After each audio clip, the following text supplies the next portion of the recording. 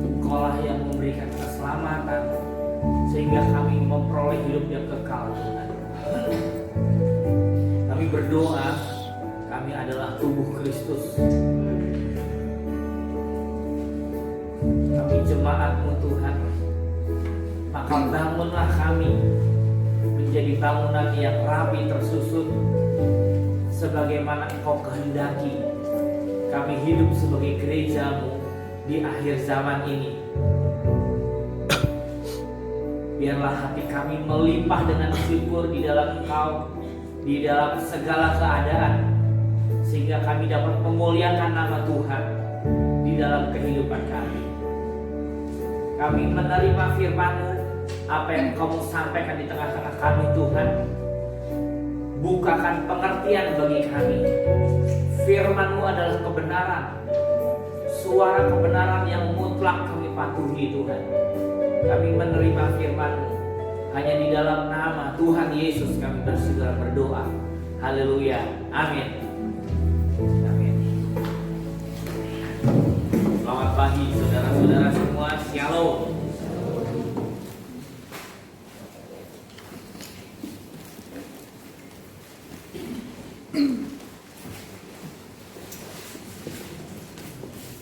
Saudara-saudara sehat semuanya?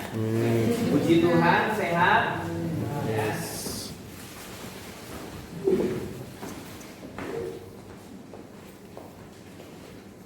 Hari ini kita mau berbicara tentang building church. Mari katakan sama-sama, building church. Building church. Ya, membangun gerejanya. Siapa yang membangun gerejanya? Tuhan. Amin. Tuhanlah yang membangun gerejanya. Saudara pernah nggak terlibat di dalam pembangunan sebuah gedung? Atau saudara pernah melihat pembangunan sebuah gedung tingkat, gedung pencakar langit, gedung yang tinggi? Saya bukan seorang perancang bangunan. Saya bukan berlatar belakang sekolah teknik sipil, tapi saya mengerti sedikit tentang pembangunan. Kalau pernah terlibat di dalam pembangunan, minimal jadi buruh. Ya. Pembangunan sebuah gedung tingkat, ya, sebuah gedung yang besar, apapun itu. Kalau saudara pernah melihat, mungkin saudara heran-heran ya, gimana caranya ya itu gedung bisa tinggi seperti itu, bentuknya macam-macam ya, kecuali menara mirip Pisa ya, yang di mana di Italia ya. Itu bukan dibangun demikian, tapi karena faktor alam. Kecuali yang di Dufan, rumah miring ya. Saudara pernah lihat nggak minimal di YouTube Dufan, dunia fantasi ya. Jadi di situ ada rumah miring. Kalau saudara jalan masuk ke dalamnya, maka rumahnya saudara jalannya miring-miring karena lantainya dibuat seolah-olah demikian. Di mana-mana banyak kaca sehingga kalau saudara salah lihat petunjuk sudah terjedot kepalanya, terantuk. Saya pernah sekali masuk ke rumah itu. Tapi tidak ada satu orang pun yang mau membangun rumah dan hasilnya jelek. Siapa yang mau saudara bangun rumah harganya 1 miliar, lalu saudara dapat hasilnya jelek, dindingnya retak, atapnya bocor ya, lantainya masang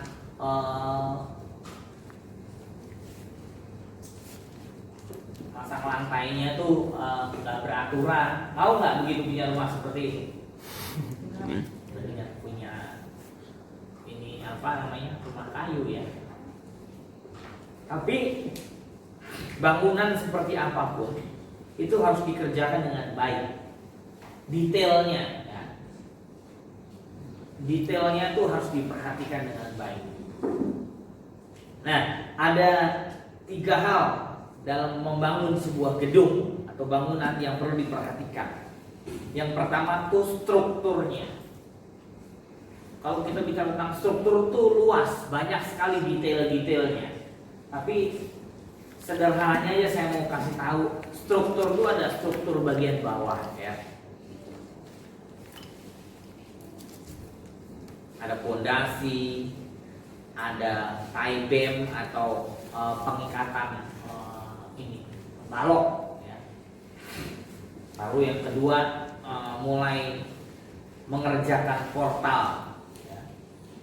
Itu harus dikerjakan oleh ahlinya, nggak boleh oleh sembarangan orang, harus tukang yang ahli dan diawasi dengan baik.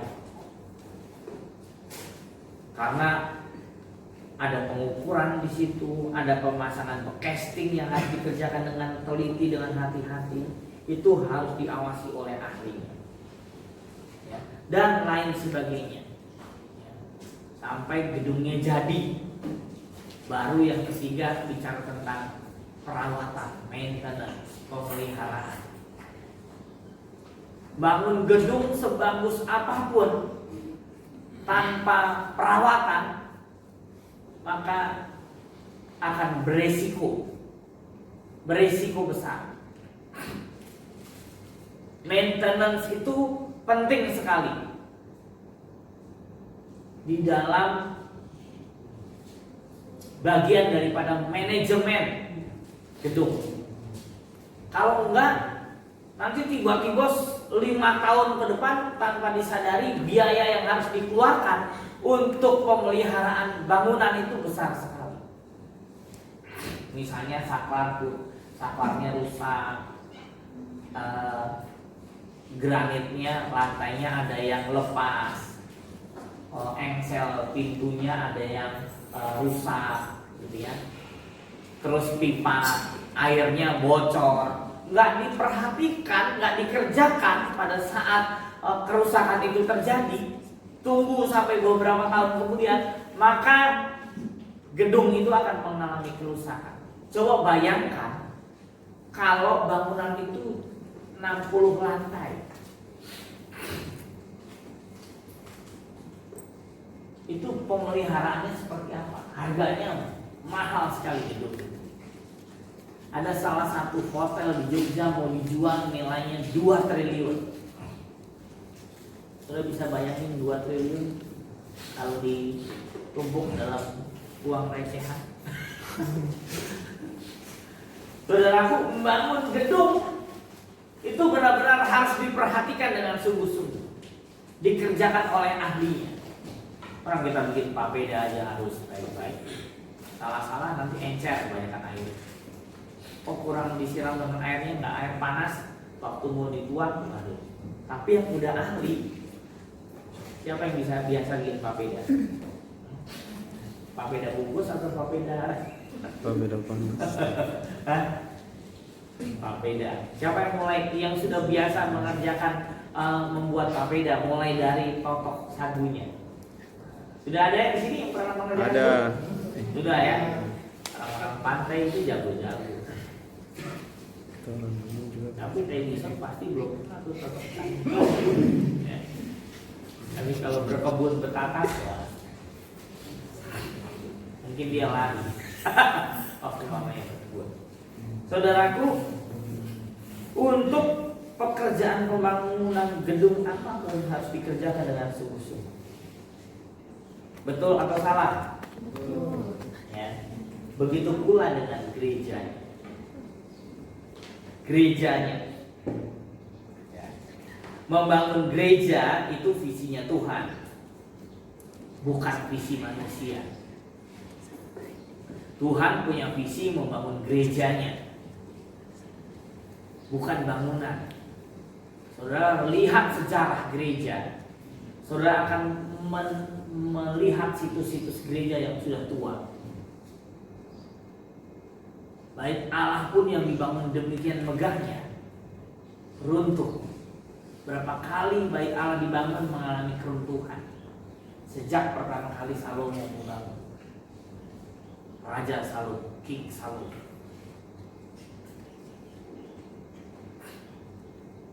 Saudara belajar sejarah, saudara lihat di Turki itu gereja berubah menjadi masjid. Tuhan bukan membangun bangunan, Dia membangun tubuh Kristus, gerejanya, manusianya. Dia punya visi yang besar melalui gerejanya. Seluruh dunia mengenal dirinya, seluruh dunia percaya kepadanya. Gereja itu bukan bangunan ya, tetapi gereja itu tubuh Kristus, saudara dan saya. Yesuslah kepala gerejanya, Yesuslah pemimpinnya. Amin. Jadi dalam membangun gerejanya, Tuhan punya kepentingan besar. Dia mau gerejanya jadi, Dia mau gerejanya berkualitas, Dia mau gerejanya penuh dengan kuasa.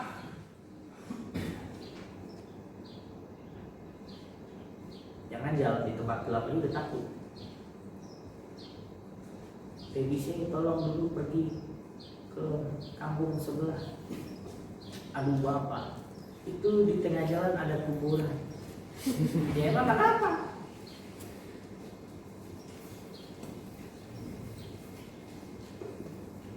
Jadi Allah punya kepentingan untuk menata gerejanya, untuk berada dan berperan seperti yang Ia kehendaki. Maka Ia akan membersihkan gerejanya dari sesuatu yang asing, Allah asing yang tidak boleh ada di dalam gerejanya. Allah asing, filsafat kosong, dosa yang mencemarkan gerejanya. Allah nggak mau gerejanya cemar. Allah nggak mau jemaatnya hidup di dalam dosa. Jadi dia punya kepentingan untuk membersihkan gereja. Saudara ingat satu kali Yesus pergi ke bait Allah. Apa yang dia lihat di bait Allah? Dia lihat pedagang-pedagang burung merpati, penukar uang, ya, dan lain sebagainya itu berjualan di depan bait Allah. Apa yang Yesus lakukan? Dia mengobrak-abrik itu. Dia marah. Lalu dia katakan, runtuhkan bangunan ini. Aku akan membangunnya dalam 3 hari. Penjual-penjual burung merpati, penukar-penukar uang, itu gambaran Allah asing yang ada di dalam gereja. Saudara nggak bisa menggantikan Yesus dengan entertain. Saudara nggak bisa menggantikan gerejanya dengan hospitality untuk kepentingan manusia. Saya nggak bilang itu salah. Tapi kalau itu jadi ilah di dalam tubuh Kristus,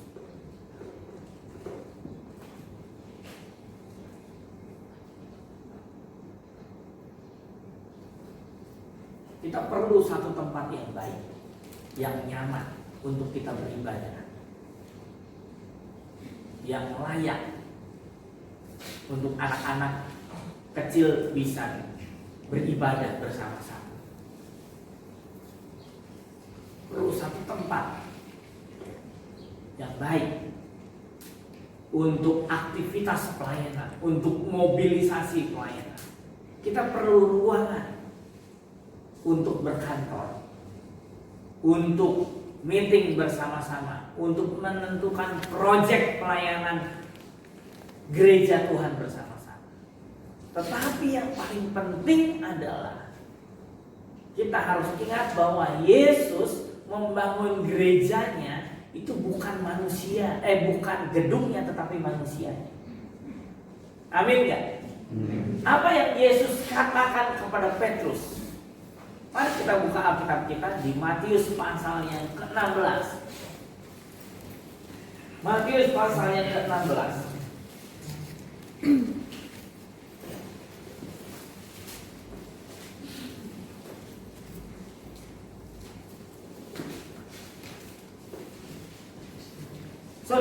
Allah akan memperlengkapi gerejanya untuk bersaksi dengan kuasanya yang menyertai mereka.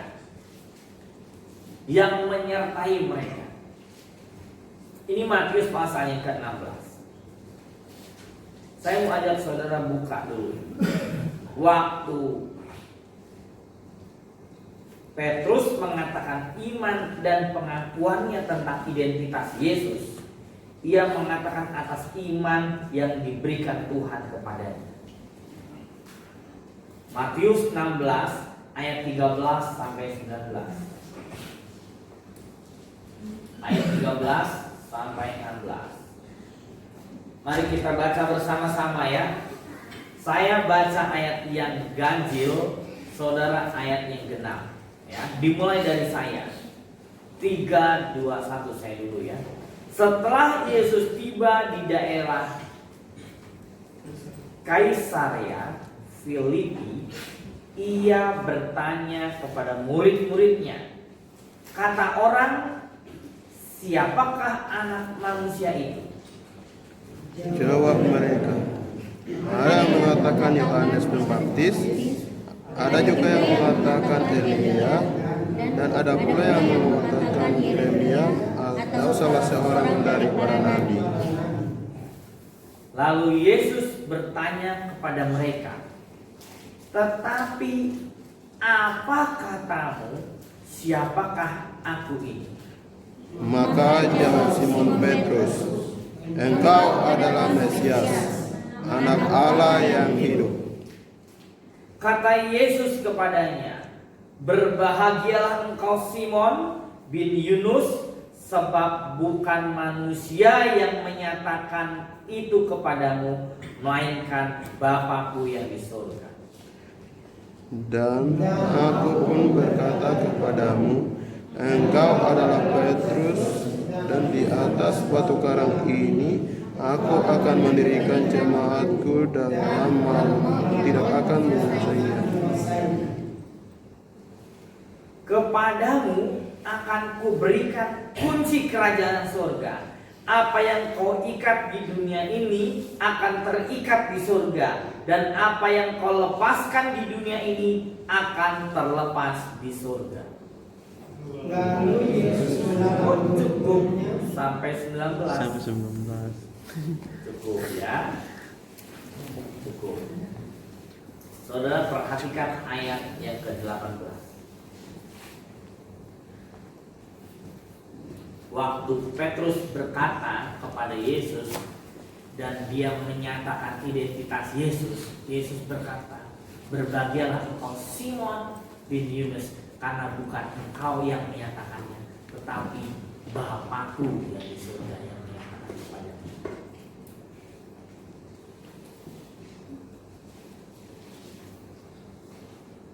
Ayat 18, kalau dalam terjemahan King James versi dikatakan begini.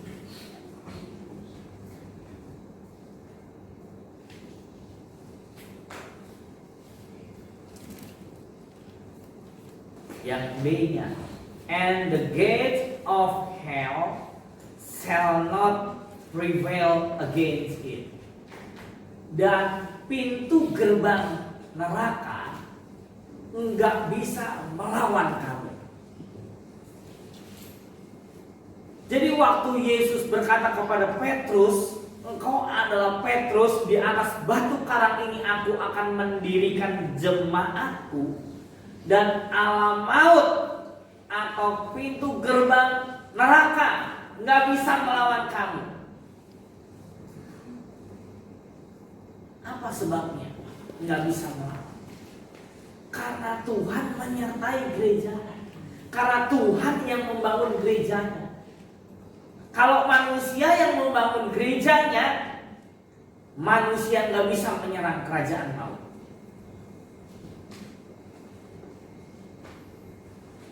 Tetapi Allah Maha Pencipta itu, yang menciptakan alam semesta ini, yang menciptakan seluruh kehidupan, Dia yang membangun gerejanya.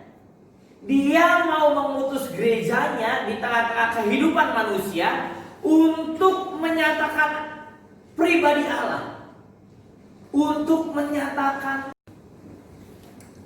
Kenapa Yesus mau membangun gereja? Karena Yesus harus naik ke surga. Ingat perkataan Yesus sebelum dia naik ke surga. Dia berfirman, dia berkata di dalam Matius 28 ayat 19 sampai 20. Apa? Pergilah, jadikanlah semua bangsa muridku. Gereja harus melahirkan murid. Itu perintah Yesus kepada murid-muridnya.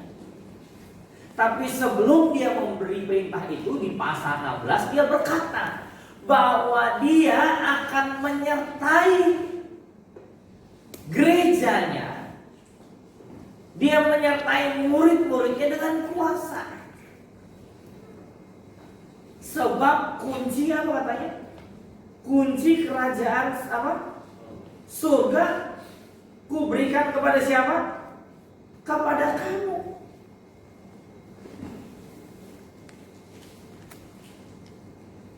Saudara perhatikan ayat 19 ya. Kepadamu akan kuberikan kunci kerajaan surga. Kepadamu akan kuberikan kunci kerajaan surga.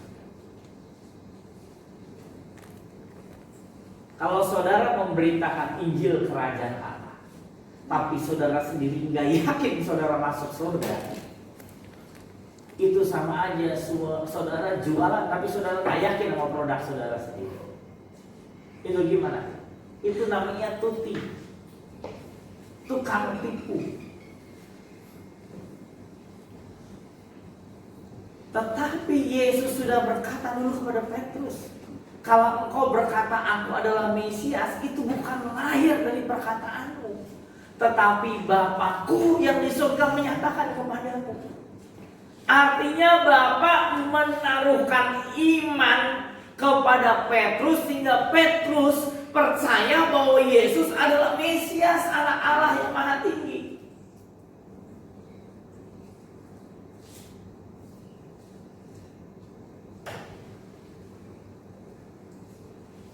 Maka Yesus berkata, di atas batu karang ini aku akan mendirikan jemaat. Jemaatku, jemaatku, jemaat Yesus. Bukan jemaat banyak bendera-bendera di bumi. Itu legalisasi di pemerintahan dunia. Tapi kita, murid-muridnya, harus mengingat apa yang Yesus katakan. Dialah pemilik, dialah kepala, dialah Tuhan yang harus kita patuhi. Kita harus berjalan di dalam visinya. Amin. Semua saudara dan saya, kita dipanggil untuk menjadi muridnya. Tidak seorang pun tidak dipanggil untuk menjadi murid. Matius 28 itu perintah Yesus untuk gereja. Pergi jadikan semua bangsa murid. Bukan murid gereja A, murid gereja B, atau lebih tepatnya murid denominasi A atau murid denominasi B, tetapi murid Yesus. Kita udah belajar tentang siapa Yesus. Kita bersekutu dengan Dia di dalam saat teduh kita. Kita merenungkan firman-Nya. Kita mendapatkan pengertian oleh karena Allah memberi pengertian kepada kita. Lalu kita menyampaikan hal itu kepada orang lain yang belum percaya kepada itu. Saudara pernah dengar nama Coki Sitohang? Pernah nggak? Nggak pernah. Yang lain? Pernah? Di dalam sebuah channel YouTube saya nonton tentang dia mengomentari seorang ustadz yang berbicara tentang salib yang mendiskreditkan kekristenan. Tapi di dalam komentarnya dia bersaksi bahwa sebuah fakta menyatakan bahwa Yesus adalah Allah yang menjadi manusia, yang menebus dosa manusia. dia bersaksi. Saudara dan saya dipanggil untuk bersaksi. Amin. Saudara, saya ajak saudara lihat ini. Ini bannernya baru dibuat, dipasang tadi malam pastinya. Ya, betul nggak? Yang terjadi. New Life Church,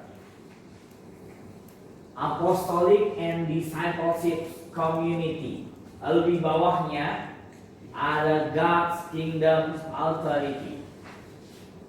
Saudara lihat backgroundnya, itu gambar apa? Allah semesta, tata surya. Allah yang berkuasa itu, dia menempatkan semua pada orbitnya masing-masing.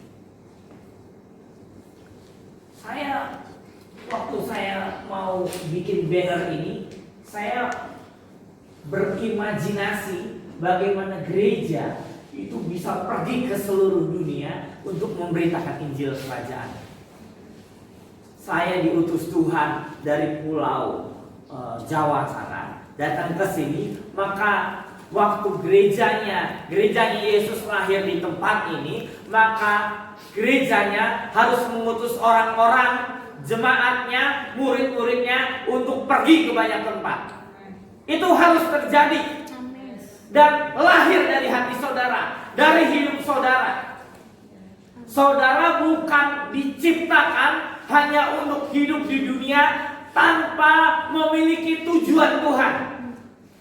Lahir, besar, bersekolah, bekerja, menikah, lalu mati. Bukan untuk itu. Waktu Allah berfirman untuk beranak cucu bertambah banyak supaya kita berkuasa. Artinya supaya Yesus disampaikan kepada banyak orang melalui keturunan-keturunan kita. Tapi kalau orang percaya nggak hidup di dalam panggilannya, kalau orang percaya nggak mentaati tujuan Tuhan di dalam membangun kerajaannya, gerejanya, maka orang percaya hidup menurut keinginannya diri sendiri. Tapi saya mau ajak saudara melihat sejarah gereja.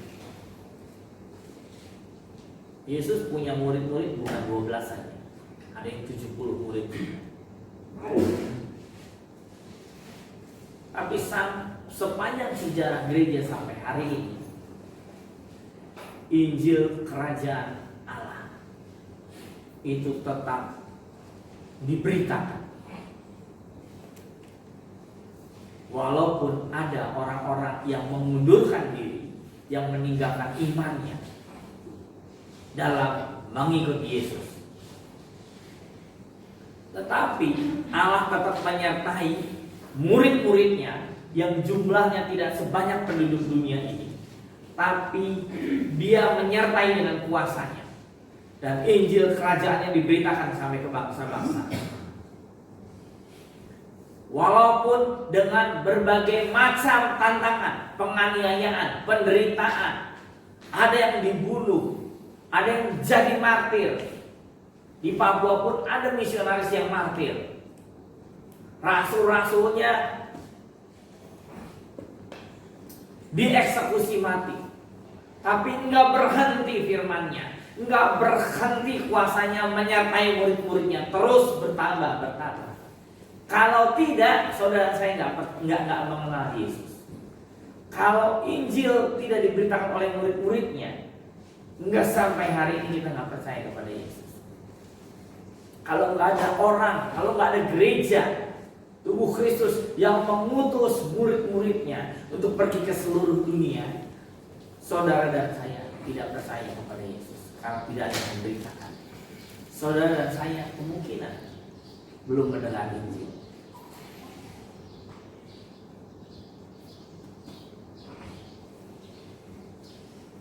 Lalu apa yang harus kita lakukan?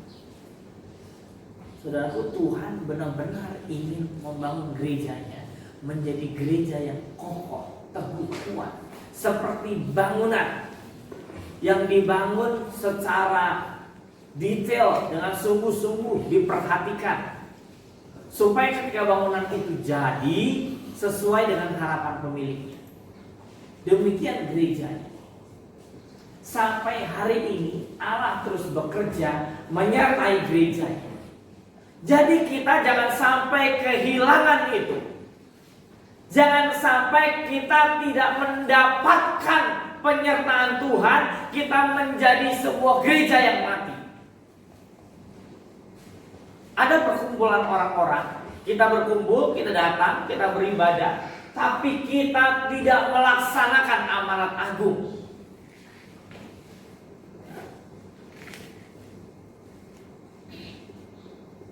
Amanat agung itu cuma satu, bercerita kepada dunia bahwa Yesus adalah Tuhan dan Juru Selamat. Itu panggilan Tuhan untuk murid-muridnya. Tidak ada yang lain. Pergi jadikan semua bangsa muridku, baptislah mereka dalam nama Bapa, Anak, dan Roh Kudus. Bermultiplikasi terus bertambah banyak, menyatakan Injil Kerajaan Surga. Menjadi murid Yesus bukannya saudara masuk kelas-kelas pemuridan secara kelompok-kelompok, hanya itu saja. Menjadi murid Yesus artinya saudara menyerahkan hidup saudara kepada Yesus dan mengikuti Yesus. Melalui pekerjaan, profesi apapun, saudara tetap bercerita tentang Yesus. Status saudara apa sekarang? Pelajar, saudara bisa cerita kepada Yesus. Saudara main game, saudara bisa cerita tentang Yesus kepada orang lain. Saudara guru, saudara bisa cerita tentang Yesus kepada rekan-rekan guru lain yang belum percaya kepada Yesus, atau kepada murid-murid. Saudara berjualan di pasar, saudara bercerita kepada orang yang membeli sayuran. Saudara bisa bersaksi kalau saudara mendengar panggilan, kalau saudara mau menyerahkan hidup saudara untuk menjadi muridnya. Banyak yang dipanggil, sedikit yang dipilih. Saudara, dunia sampai hari ini terus menyuarakan tentang hak asasi manusia dan kebebasan hidup. Tapi mereka, dunia nggak sadar bahwa mereka sudah menjualnya kepada iblis. Hak asasinya udah dijual sama iblis. Dan saudara lihat apa yang terjadi di dalam kehidupan di dunia, itu rusak. Tetapi Yesus, karena begitu besar kasih Allah akan dunia ini, sehingga ia telah mengaruniakan anaknya tunggal, supaya setiap orang yang percaya kepadanya tidak binasa, melainkan beroleh hidup yang kekal. Dia menebus dosa bukan umatnya saja, tapi seluruh dunia, supaya orang yang datang kepadanya enggak jadi binasa. Dia sudah dijual menjadi budak dosa dunia ini. Hak asasinya udah jadi milik setan, milik iblis, tapi Yesus menebusnya kembali. Lalu saudara tinggal menerimanya. Yang sudah menerimanya tinggal menceritakan kepada orang yang belum menerimanya. Tapi iblis membuat satu tipuan, pengalihan tujuan hidup manusia, sehingga mereka nggak menjadi murid Yesus.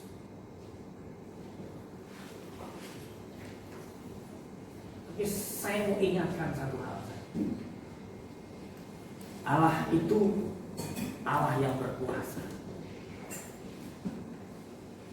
Ada firman yang mengatakan dia cari orang yang bersungguh hati. Yang nggak bersungguh hati, kitab Wahyu sudah memberi peringatan. Biarin aja. Yang mau bikin dosa saja terus. Tapi yang sungguh-sungguh bikin hidup sungguh-sungguh. Saudara semua dipanggil, saya percaya semua orang diberi anugerah untuk menjadi murid Yesus. Tetapi pilihannya ada pada saudara. Saudara mau tunduk enggak sama firman Tuhan? Bersaksi tentang Yesus itu panggilan Yesus bagi murid-murid.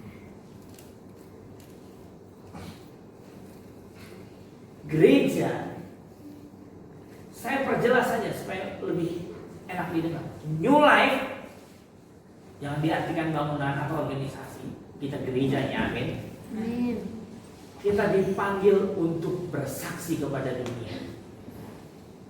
Jadi jangan kita mati, jangan kita berhenti, jangan kita beralih kepada pekerjaan-pekerjaan kehidupan hanya untuk kehidupan sementara.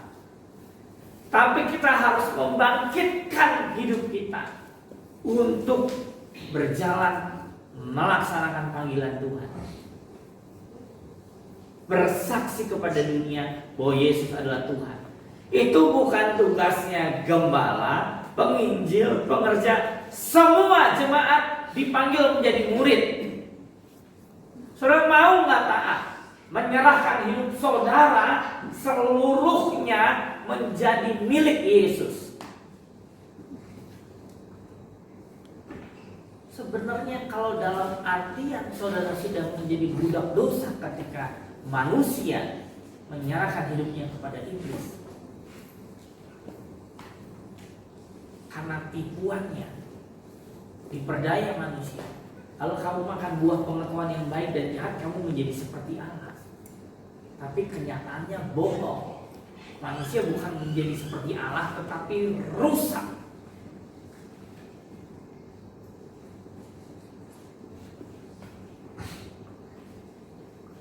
Tapi Yesus sudah menebus saudara. Sebenarnya saudara tidak punya hak atas hidup saudara. Kalau saudara menyadari anugerah Tuhan itu, maka saudara akan menyerahkan hidup saudara kepada Tuhan. Mau gak? Apakah jemaat Tuhan mau menyerahkan hidup saudara kepada Tuhan? Waktu saya berjumpa dengan Tuhan di dalam pertobatan saya di SMP kelas 3, sejak saat itu Roh Kudus menuntun saya untuk mengikut Dia.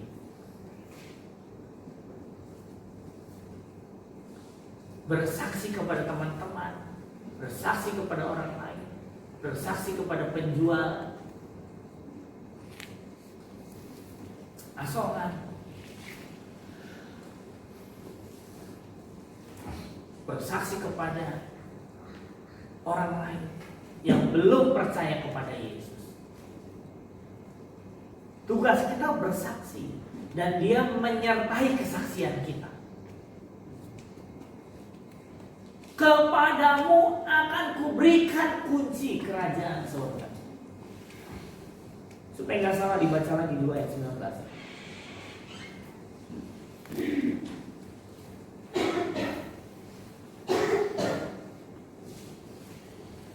Kepadamu akan kuberikan kunci kerajaan surga.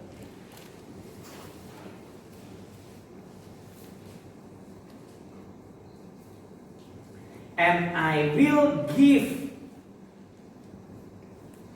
Dan aku akan memberikan.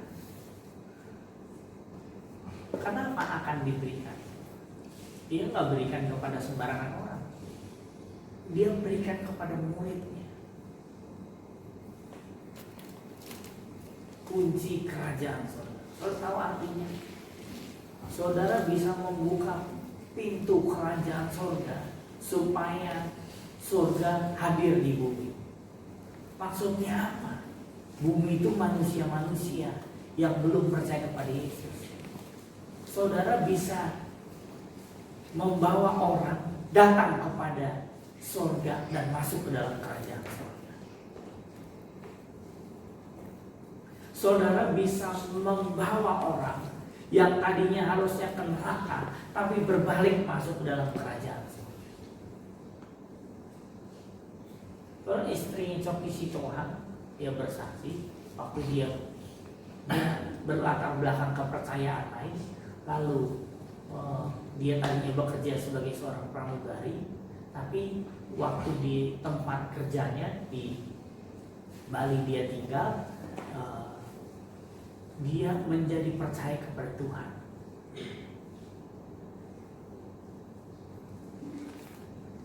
Allah bekerja.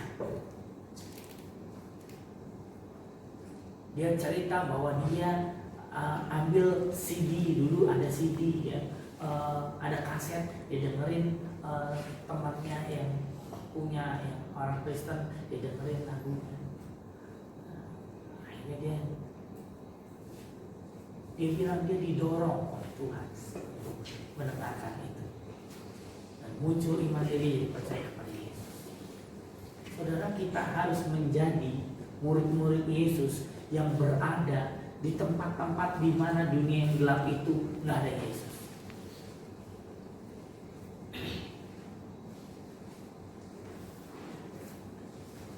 Ada banyak anak-anak yang jalanan yang ngelem itu, yang sampai sakal, yang bisa nggak makan sampai sore, tapi 2 kaleng lem ayam bisa habis sampai kering dia hisap.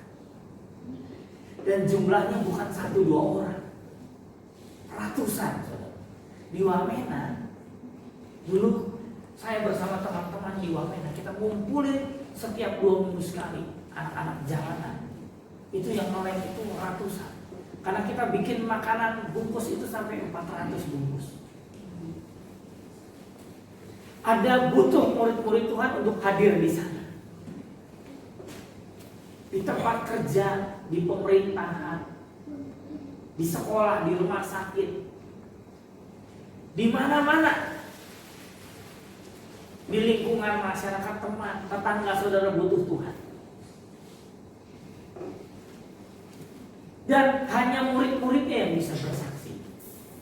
Dan hanya murid-murid Yesus yang punya kuasa untuk mengusir kerajaan maut, menyerang kerajaan maut yang menguasai kehidupan dunia itu, lalu membawa orang itu, menarik orang itu masuk di dalam kerajaan surga. Dan cuma gereja yang diberi kuasa, nggak ada yang lain. Tapi kalau gerejanya mati, gerejanya nggak bergerak, orang-orang percayanya diam saja, mulutnya nggak dipakai untuk bersaksi, dipakai untuk memaki, mulutnya nggak dipakai untuk memuji Tuhan, tapi untuk menyanyi lagu-lagu sekuler aja isi. Saudara ada di mana sekarang? Saudara sadar?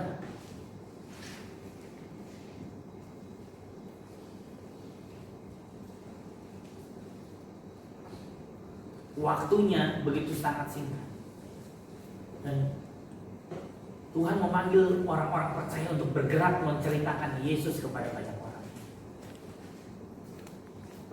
Saya berharap saudara menyerahkan hidup saudara, tunduk kepada panggilan Tuhan. Lalu saudara bilang, Tuhan, saya ini hidup saya, Tuhan mau pakai saya untuk apa? Tuhan mau pakai saya di bidang apa? Tuhan mau saya bersaksi di bagian mana dalam masyarakat? Tuhan memanggil setiap kita. Kita harus mengingat ini. Jangan menghabiskan waktu dengan percuma, membuangnya, mengabaikannya anugerah Tuhan dalam hidup saudara.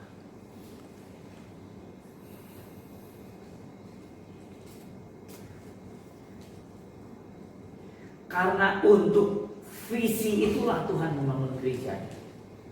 Mari kita buka Alkitab kita yang lain lagi.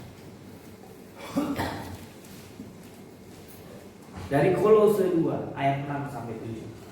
Kolose pasal yang kedua ayat 6 sampai 7.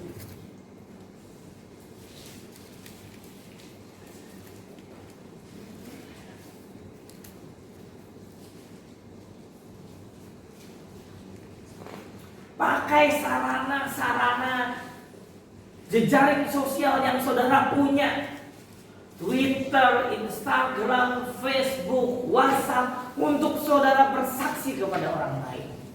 Buat status-status yang membangun, yang membawa orang percaya kepada Tuhan. Di Facebook saya sekarang ini dibanjiri sama orang yang nge-add saya untuk jadi teman saya. minta pertemanan sama saya itu dari kepercayaan saya. Saya dulu paling nggak mau, tapi sekarang saya accept karena saya mau bersaksi melalui tulisan-tulisan saya supaya bisa dibaca, status-status saya supaya bisa dibaca oleh mereka.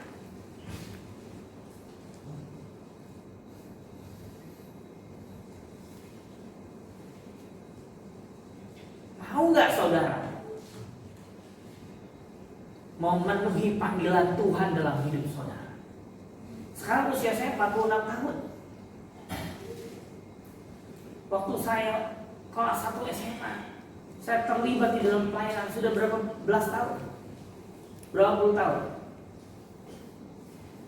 Sekarang saudara di usia berapa? Saudara sudah memenuhi panggilan Tuhan atau belum? SMA itu saya bersaksi membuat teman-teman saya yang nakal-nakal datang bertuhan. Saya sekolah itu namanya di SMP Pertanian Negeri Tangerang, Cikokol, Tangerang. Sekolah saya SMP Pertanian, di depannya STM Negeri 80, sebelahnya STM Yupentek swasta. Dan zaman saya waktu itu, STM itu kepala berkelahi. Perang antar sekolah. Ikat pinggang diasah menjadi senjata. Kepala ikat pinggang ini dibentuk menjadi senjata tajam. Saya bersama murid-murid Yesus yang dia percayakan kepada saya, anak-anak PA saya, kami membuka persekutuan di 2 sekolah itu. Dan termasuk sekolah yang di mana saya sekolah, kami bawa teman-teman untuk masuk ke persekutuan. Saudara ada di mana sekarang? Saudara ada di mana sekarang? Saudara ada di mana? Saya mengetuk hati saudara untuk memenuhi panggilan Tuhan. Dia memanggil saudara. Saudara mau terima panggilannya atau tidak? Kalau saudara tidak menerima panggilannya, saudara dilewati sama Roh Kudus. Jangan sampai terlambat. Jangan sampai terlambat saudara memenuhi panggilan Tuhan. Oh saudara, kalau setan nggak perlu saudara undang, dia masuk dalam hidup saudara. Lihat hati saudara kosong, dia masuk. Katanya firman Tuhan, iblis itu seperti pencuri atau seperti singa yang mengaum-ngaum. Dia pergi, nanti dia datang lagi. Dia lihat kalau rumahnya kosong, dia masuk. Tapi kalau Yesus, dia nggak bisa seperti itu.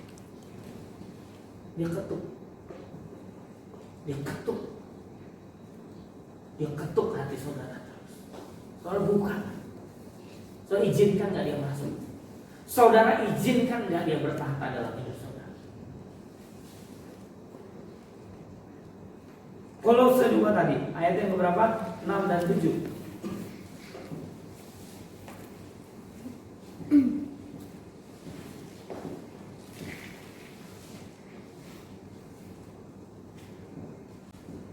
Begini bunyi firman Tuhan. Kamu telah menerima Kristus Yesus Tuhan kita. Kala itu hendaklah hidupmu tetap di dalam Dia. Ayat 7. Hendaklah kamu berakar di dalam Dia dan dibangun di atas Dia. Hendaklah kamu bertambah teguh dalam iman yang telah diajarkan kepadamu, dan hendaklah hatimu melimpah dengan syukur. Dia membangun gerejanya, saudara dan saya. Dia punya kepentingan untuk membangun saudara menjadi murid Yesus yang kokoh. Soal lihat rasulnya, saya kasih contoh satu aja, Petrus. Dia itu kasar, gerasak gerusuk, emosional. Tapi dia sering tampil di muka lebih dulu daripada teman-teman. Waktu dia lihat Yesus, dia berenang duluan. Waktu dia dengar Yesus bangkit dari antara orang mati, dia lari ke kubur Yesus. Tapi dia juga yang pertama menyangkal Yesus bersama temannya yang rasul, muridnya Yesus maksud saya, Yudas Iskariot. Tapi Petrus bertobat, Petrus menyesal, diperingatin sama pokok ayam 3 kali. Saudara mau diperingatin sama siapa? Suara kasuari? Boleh. atau suara babi. Saudara lagi duduk-duduk, malas tahu dengan Yesus, babi di bawah kolong bunyi. Suara babi 3 kali, saudara. Nggak perlu seperti itu. Saudara nggak perlu lah sesuatu yang bersifat kayaknya supranatural. Ini firmannya ini supranatural. Firmannya berkuasa. Berkali-kali saya pengen berjumpa dengan Yesus, belum ketemu juga saya secara mau penglihatan mimpi dan yang lain. Tapi ada juga hamba Tuhan yang sudah turun naik ke surga. Ya nggak apa-apa juga. Saya nggak mentertawakan. Itu pengalaman dia. Tapi saya minta belum.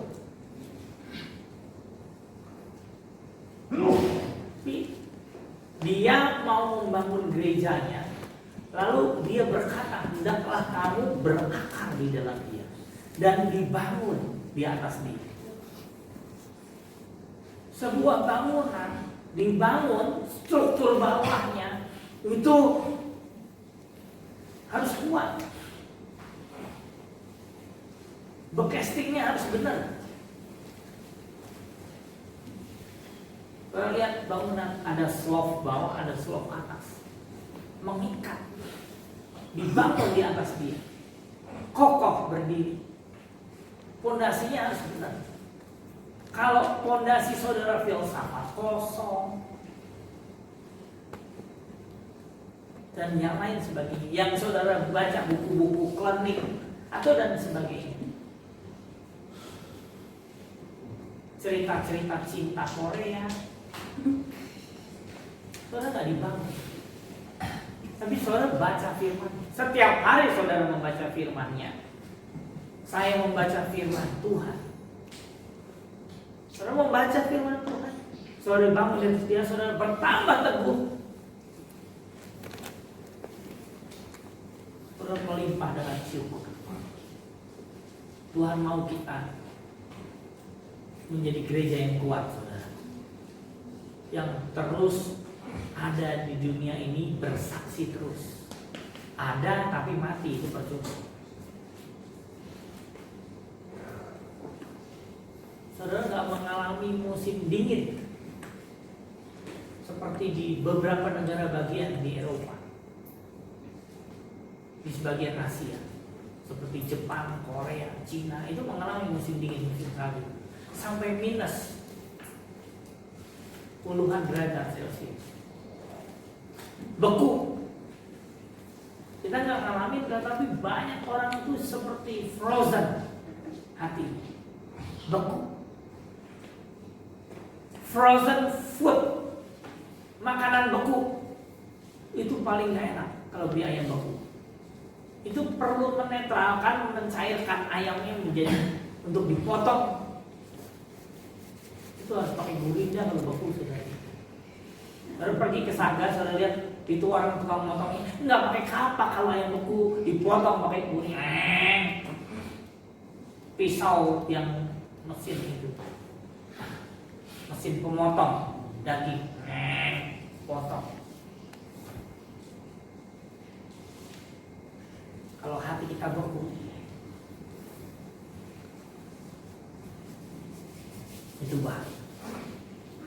Mari bersama-sama menjadi bagian daripada gereja Tuhan yang terlibat secara aktif memberitakan Injil Kerajaan Surga kepada siapapun, saudara. Keluar dari tempat ini, keluar dari pintu rumah saudara, saudara bersaksi.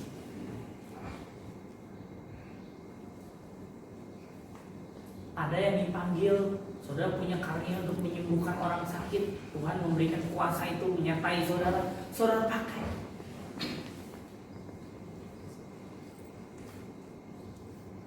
Ada yang dipanggil untuk menjadi penginjil, ada yang dipanggil untuk memberi tumpangan, ada yang suka berbagi, ada yang berdoa syafaat. Mana yang saudara miliki? Karunia rohani apa yang saudara punya? Kalau saudara belum punya, minta kepada Tuhan. Minta, katanya akan diberikan. Dia akan berikan Roh Kudus katanya kepada yang memintanya. Saudara minta kan? Penuhi aku, penuhi aku. Amin, saudaraku. Mari kita berdoa.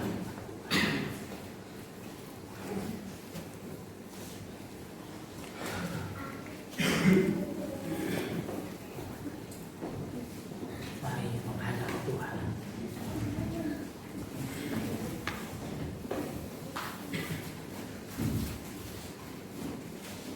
Saya menantang saudara untuk saudara merenungkan hidup saudara.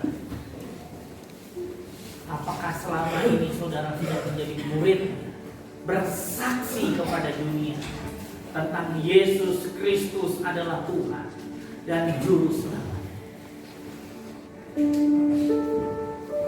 Kepadamu akan kuberikan kunci kerajaan surga, kata Tuhan.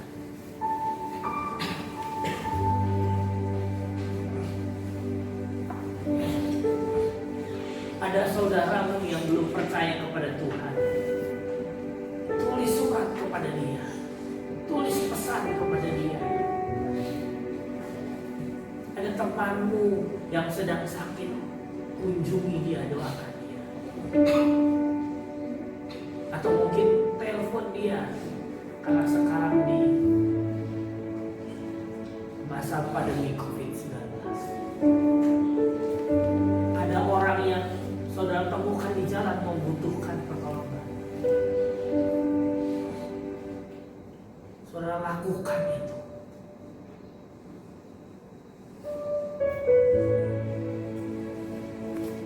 Di mana saudara berada, di mana posisimu sekarang, di mana hidupmu sekarang berada.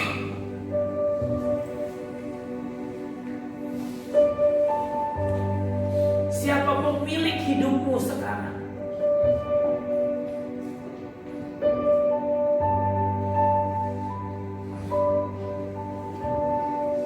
Dia membangun gerejanya untuk satu visi yang jelas.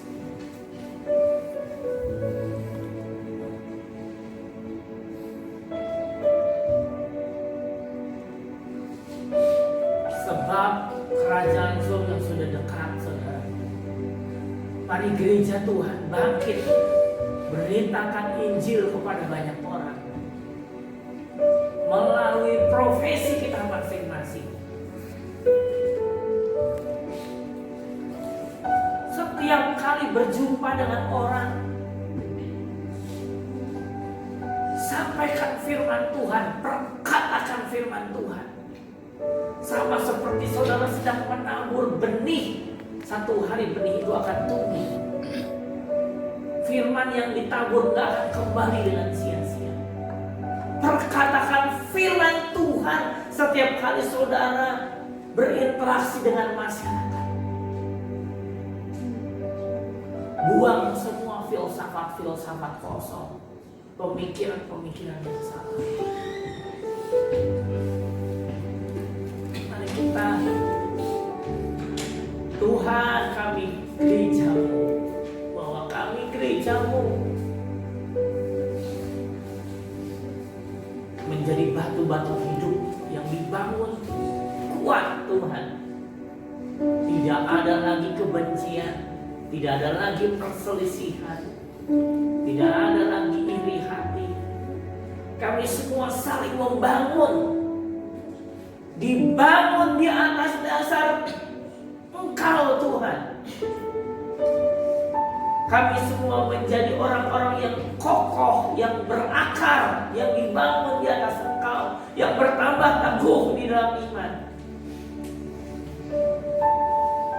yang bersaksi kepada dunia bahwa Allah kami Yesus Kristus Tuhan hidup dan berkuasa. Bahwa hanya melalui Engkau Yesus keselamatan itu dinyatakan.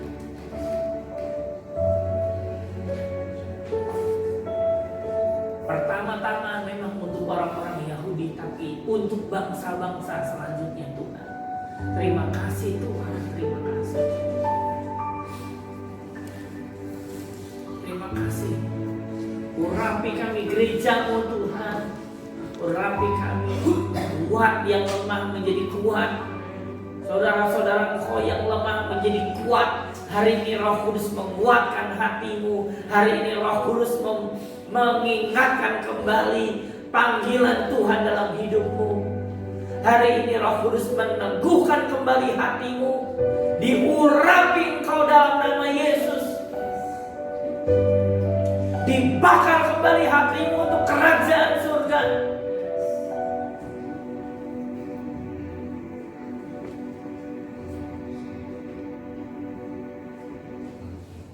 Terima kasih Tuhan, terima kasih. Kami mengucap syukur kepadamu.